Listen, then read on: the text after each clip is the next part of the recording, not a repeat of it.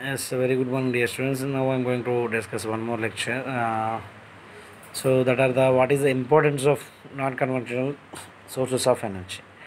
And we know very well non-conventional sources of energy are eco-friendly and their availability also in abundance in nature.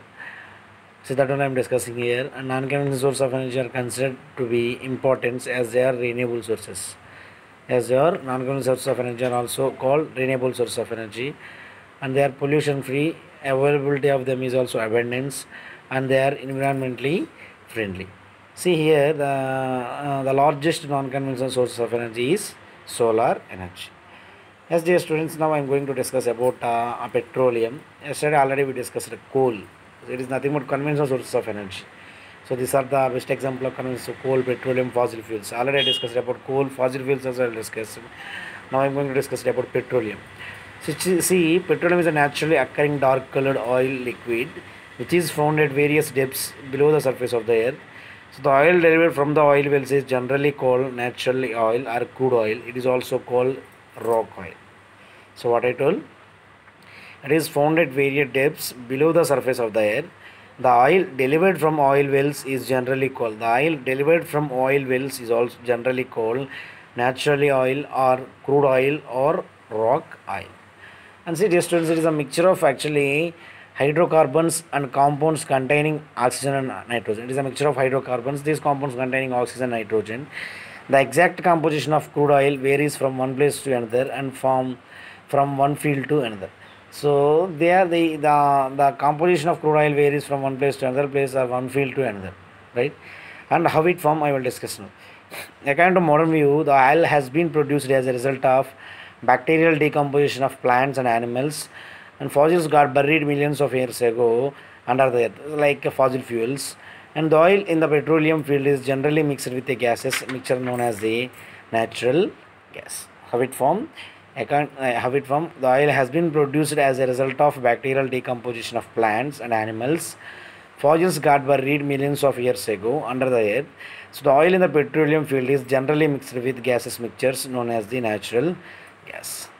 Next one, procurement. It is a mining, right?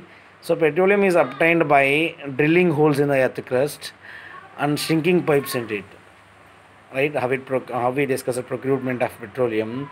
Petroleum is obtained by drilling holes in the earth crust and sinking pipes into it. So there are two government agencies which are active in the exploration and production of petroleum in India, oil in India. So they are Oil and Natural Gas Corporation, ONGC. I think you know very well.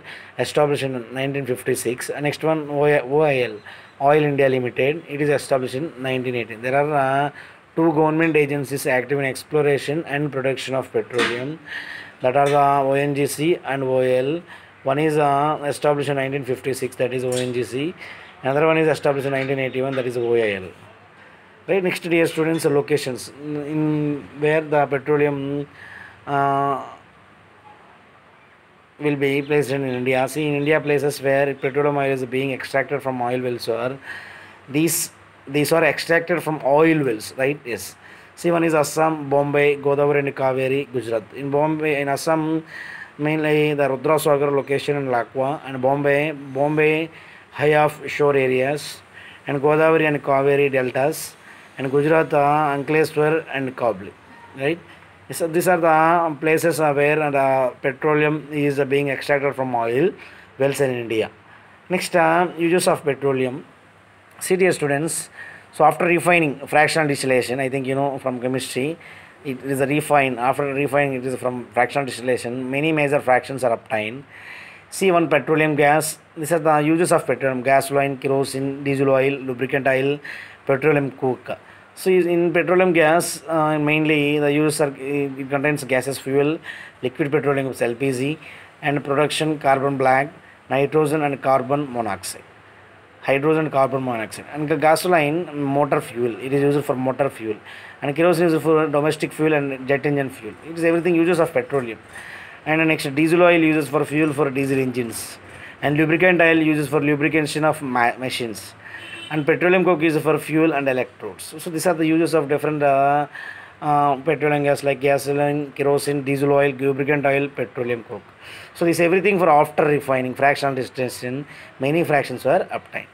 Next, mainly uses for liquid petroleum gas (LPG). Right, nowadays it is a very useful, right, to cooking. Right, see, LPG is considered as a good fuel. The reasons are it has a high calorific value, which is a 50 kilojoules by gram. For every gram, it have high calorific value, that is 50 kilojoules per every gram. And the second point is it is a very neat and clean for domestic fuel. Of course, we are using domestic cases also. And it burns with a smokeless flame and hence does not cause pollution. It does not cause pollution, right? And it does not produce any poisonous gases on combustion. Of course, we know very well it does not produce any poisonous. It does not cause pollution also, and it is easy to handle and convenient to use. So we are in our everyday life we are using this LPG in the form of cylinders, right? So while cooking we are using these LPG cylinders that we call liquid petroleum gas. So these are the mainly uses for LPG.